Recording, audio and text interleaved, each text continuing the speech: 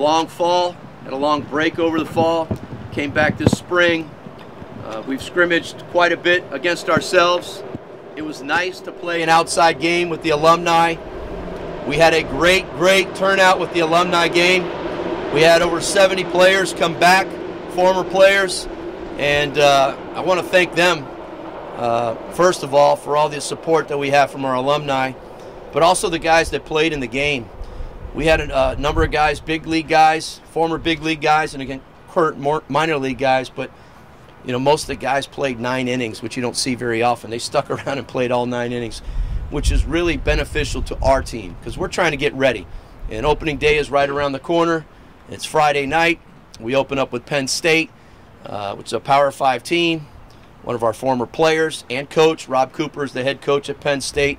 And, you know, after a while, you're beating up on each other and playing against each other in so many scrimmages.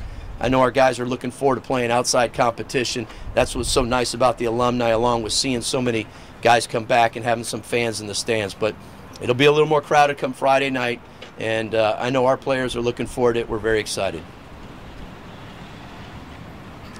Coach, big change in the lineup from the alumni game. CJ Cape set lead off for pretty much all of last season. Hit him 3 in the alumni game. What's kind of the difference between him hitting leadoff and him hitting the 3 overs?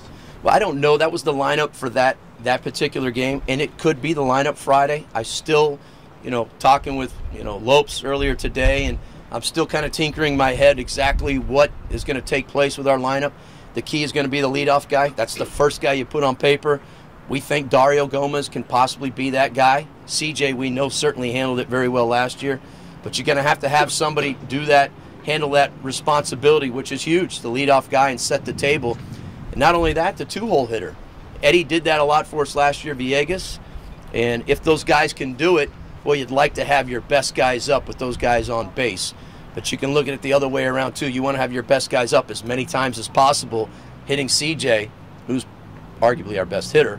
Hitting leadoff will hit the most in a game. So it's just one of those things we're going to have to play with a little bit here. I might go with that same lineup. I'm not sure.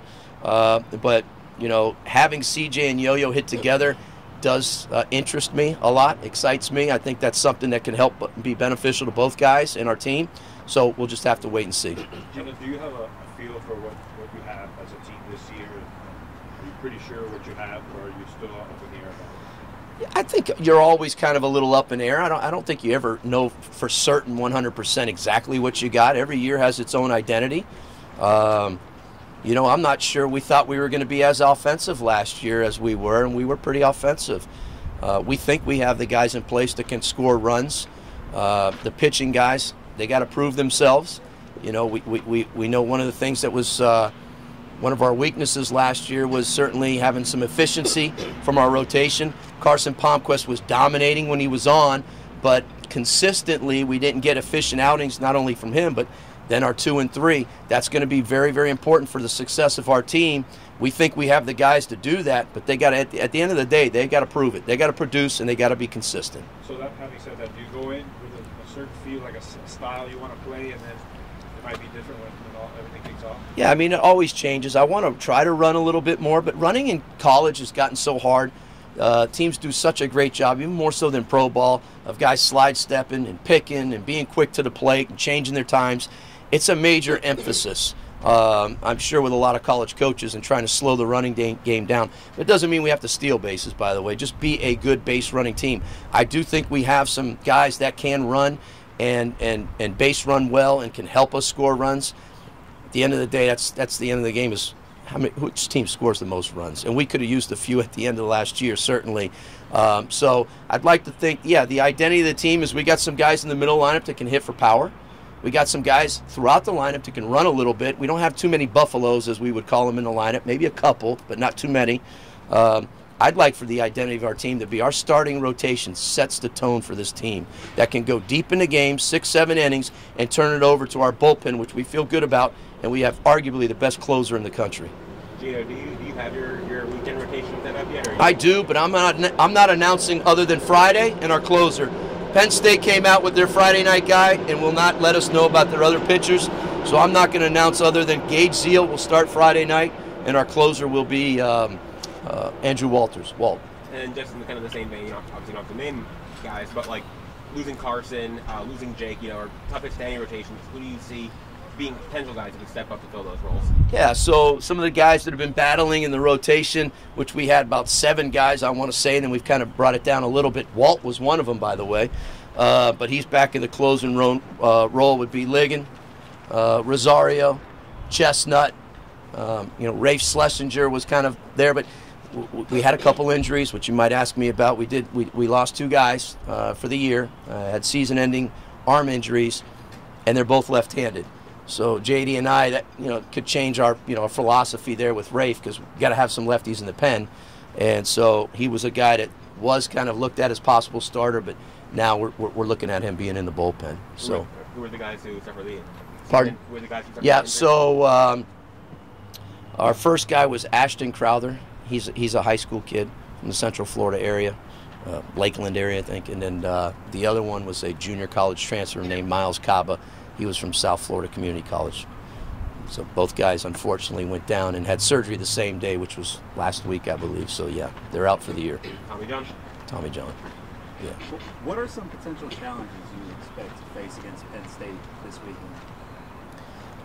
Oh, it's opening game, so, I mean, no team is going to be at their peak and shouldn't be. You know, we want to kind of have a season where we can continue to get better and better and better and be at our peak at the end of the season. But, I mean, I think if anything, you know, the challenges that come with it is just handling, first of all, the lineup. Only 9 guys are playing. That's probably the biggest challenge. When you're scrimmaging, everybody plays in terms of position players. Play everybody in the lineup. Both teams, everybody's playing and getting at bats.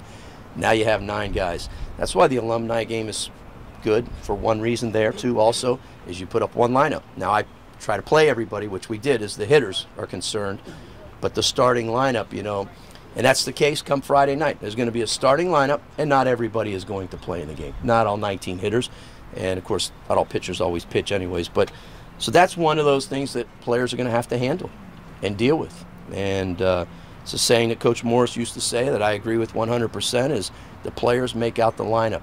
I just write it in. We go off of their production. We're going off from the fall and the spring and how they've produced and who we think the best guys are to give us a chance to win. Having said that, we've got a deep team, and we will play a lot of guys, whether it be late for defense, base running, pinch hitting, left-right matchups. We do have a lot of options that we can do there, and so we will do that. But that along with just the crowd and handling that, especially young guys, the good news is we got a lot of veteran guys in our lineup, but there'll be a few rookies. Handling a bigger crowd than the alumni, the adrenaline and being able to control all that stuff, those are all things that will come into play opening night. You said Zeal's Friday night, right? Pardon? Zeal was Friday night? Zeal was Friday night? Zeal's Friday night, sorry. Can you talk about him a little? Like he was Yeah. a reliever last year. Just what Correct. made you comfortable with making him the Friday night guy? Makeup, character, mentality, basically mentality, along with stuff. All the guys have good stuff. Gage pitched well for us out of the pen last year. He could have arguably been one of our starters, but for our team last year, we thought that was the best role for him, and he was kind of a setup guy, so to speak. He went off and had a very good summer in the Cape. Worked on his changeup. He's basically, and that kind of kept him maybe out of the rotation or looking at as a possible starter last year. It's because he was basically a 2-pitch guy, fastball, mid-90s with a hard breaking ball, kind of a wipeout breaking ball. Changeup was a work in progress. He worked on that this summer. It's a better pitch. That's going to be an effective pitch for him to get lefties out. That's going to be a big key of seeing how he pitches to lefties.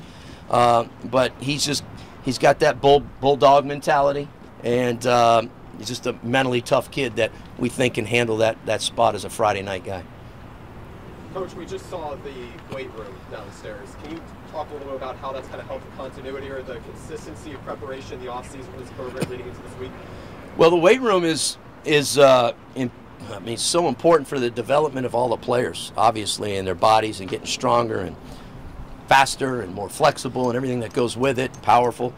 Our weight room before was just, it was great, but again, it was probably 13 years since we built it. It was just too small. For 35 players, it just wasn't efficient for us, the guys with class and study hall and practice, and all the things that go on with a student athlete, their time is so demanding, and then try to get them in an hour workout was very difficult. You can't do 35 guys in there.